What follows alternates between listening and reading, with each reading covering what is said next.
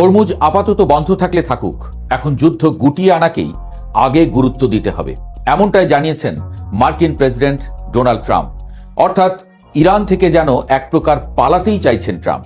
মধ্যপ্রাচ্যের উত্তপ্ত বালুকাবেলায় যে মহাযুদ্ধের দামামা তিনি বাজিয়েছিলেন, তা থেকে এবার যেন হাঁপিয়ে উঠেছেন খোদ মার্কিন সেনাপতি।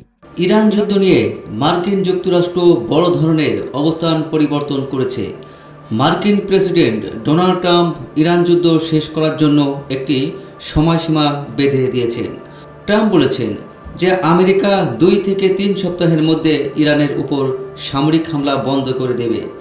মার্কিন প্রেসিডেন্ট ডোনাল্ড ট্রাম্প জানিয়েছেন যে ওয়াশিংটন ইরানের সঙ্গে এই যুদ্ধে আর জড়িত থাকবে না।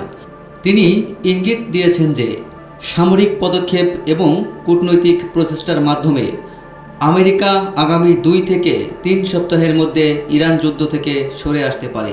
এছাড়াও তিনি আরও বলেছেন যে এই সংঘাত শেষ করার জন্য তেহরানকে কোনো চুক্তিতে আবদ্ধ হওয়ার প্রয়োজন নেই। ডোনাল্ড ট্রাম্পের এই বিবৃতিটি তার পূর্ববর্তী বক্তব্যগুলো থেকে একটি স্পষ্ট বিচ্যুতি। তবে এই যুদ্ধের অবসান কিভাবে হবে তা অবশ্যই মার্কিন প্রেসিডেন্ট স্পষ্ট করেননি। ইরান মার্কিন যুদ্ধ 5ম সপ্তাহে চলছে।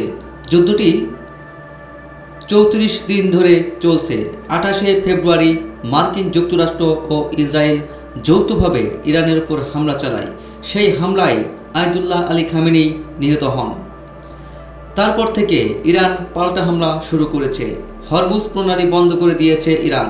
ফলে গোটা বিশ্ব এবং বাণিজ্য বিপদে পড়েছে। নানা রকম হুমকি দিয়ে বা আলোচনার কথা বলেও আমেরিকা ইরানকে দিয়ে এখনও পর্যন্ত হরমুজ প্রণালী খোলাতে পারেনি। মঙ্গলবার হোয়াইট হাউসে সাংবাদিকদের সঙ্গে কথা বলার সময় ডোনাল্ড ট্রাম্প বলেন, আমরা খুব শীঘ্রই ইরান ত্যাগ করব। তিনি বলেন যে ইরান থেকে এই প্রত্যাহার 2 সপ্তাহের মধ্যে বা সম্ভবত 3 সপ্তাহের মধ্যে হতে পারে। অপারেশন এপিক ফিউরি শেষ করার জন্য ইরানের সঙ্গে কোনো সফল কূটনীতি একটি পূর্ব শর্ত নেই বলেও ট্রাম্প জানান। তিনি বলেন ইরানকে কোনো চুক্তি করতে হবে না। তিনি আরও যোগ করেন যে আমেরিকা তখনই সেনা প্রত্যাহার করবে যখন তারা মনে করবে যে ইরানের পারমাণবিক সক্ষমতা উল্লেখযোগ্যভাবে দুর্বল হয়ে পড়েছে।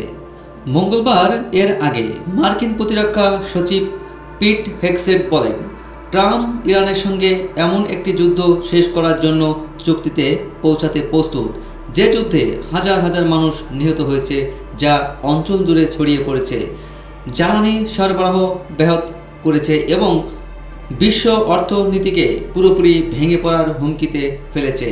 হেগসেট বলেন, আলোচনা চলছে এবং তা জোরদার হচ্ছে, কিন্তু ইরান যদি রাজি না হয় তবে আমেরিকা যুদ্ধ চালিয়ে যেতে প্রস্তুত। ওয়াশিংটনে হেগসেট বলেছেন, আমাদের হাতে বিকল্প দিন দিন বাড়ছে এবং তাদের হাতে কম। মাত্র 1 মাসের মধ্যে আমরা শর্তগুলো নির্ধারণ করে দিয়েছি। আগামী দিনগুলো হবে নির্ণায়ক।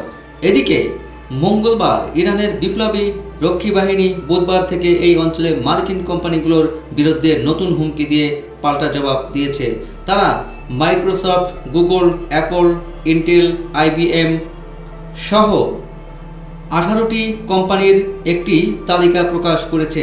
ইরান বলেছে তেহরান সময় রাত 8টা থেকে এই কোম্পানিগুলোকে লক্ষ্যবস্তু করা হবে।